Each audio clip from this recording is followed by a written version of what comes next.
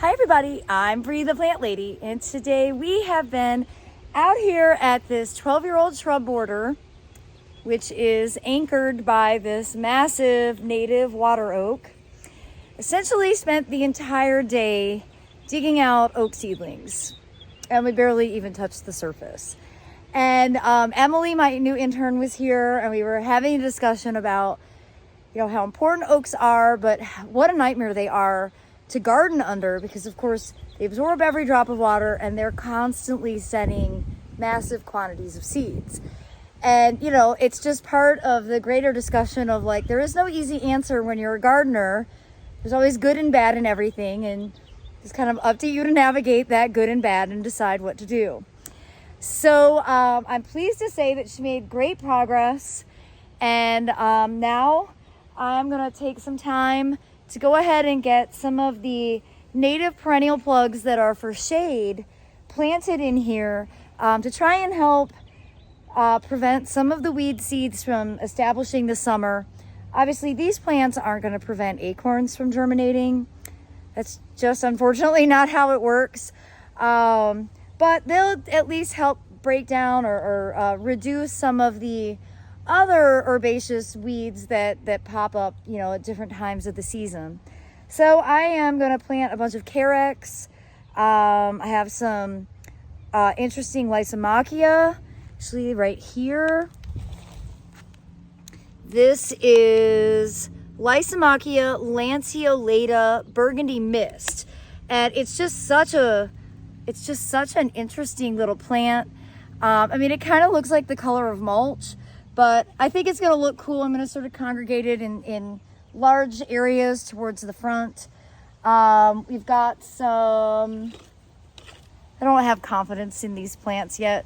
This is Pecaria aria. So I'm going to plant a bunch of this in here in the goal that it'll spread out. Obviously, I have a couple different species of carex.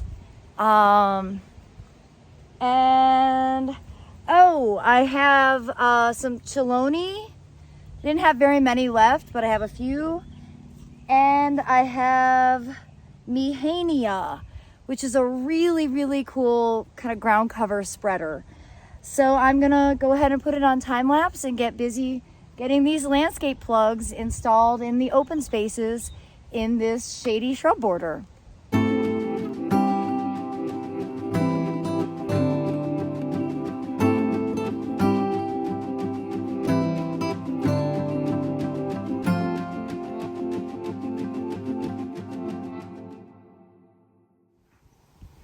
Well, as you can see, I got this front section planted with that Pecaria and the Mehania, the Lysomachia, and some carex.